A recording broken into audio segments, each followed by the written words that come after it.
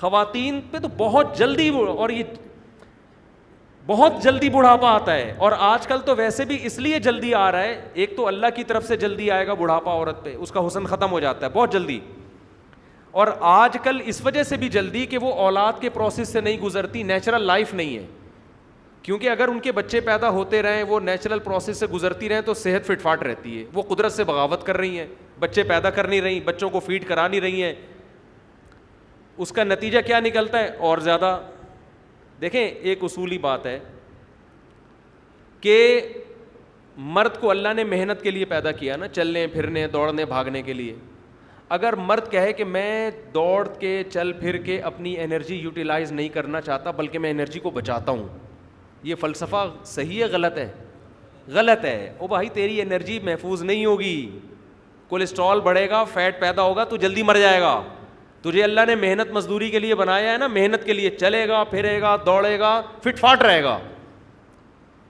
لیکن کوئی یہ دلیل دے کہ اس دن میں اتنی میں نے واک کی، اتنی میں نے جاگنگ کی، میں تو تھک کے چور ہو گیا، میرا تو چہرے کی رونق ختم ہو گئی. عقل مند کیا کہے گا؟ وہ وقتی ہے. عقل مند کیا کہے گا؟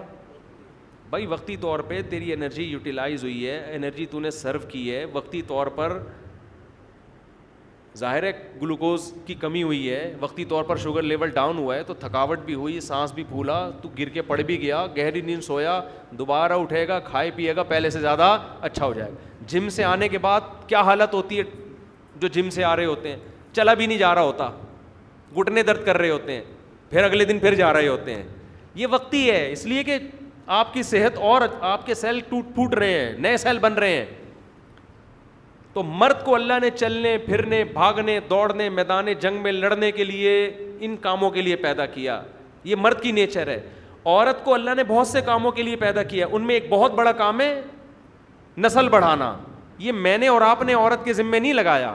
جب خواتین مولویوں کے منہ سے یہ بات سنتی ہیں ان کو غصہ بہت آتا ہے کہ کیا ہم بچے پیدا کرنے کی مشین ہے؟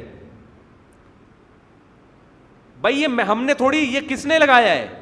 یہ خدا نے، جس نے آپ کو پیدا کیا، آپ کو اس نے ڈیزائن اسی حساب سے کیا ہے کہ آپ اگر ولادت کے عمل سے بار بار نہیں گزرو گی، آپ کی صحت اچھی نہیں ہوگی، آپ کی صحت خراب ہو جائے گی. آپ کی انرجی کو یوٹیلائز کرنے کا گاڈ نے جو طریقہ متعین کیا ہے فطرت نے، وہ یہی ہے کہ آپ بچے بھی پیدا کریں گی، بچے کو فیڈ بھی کرائیں گی. اس سے آپ کی انرجی کیا ہوگی؟ یوٹیلائز ہوگی، اور آپ میں موٹاپا پیدا نہیں ہوگا. اب خواتین کہتی ہیں وہ فلاں کے بچہ پیدا ہوا بیچاری نڈھال ہو گئی. یہ ایسے ہی ہے، آپ نے جاگنگ کی اور آپ نڈھال ہو گئے. یہ وقتی ہے.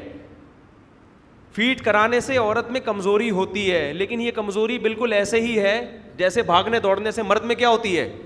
میں کبھی کبھار جاگنگ کرتا ہوں، مجھے یاد ہے جاگنگ کے بعد حالت غیر ہو جاتی ہے. اب کوئی میری اس حالت کو دیکھ کے کہ یہ ہوتا ہے جاگنگ، مفتی صاحب اچھے بھلے ہنستے کھیلتی زندگی گزار رہے تھے، جاگنگ کے بعد پڑے ہوئے ہیں بستر پہ آ کے.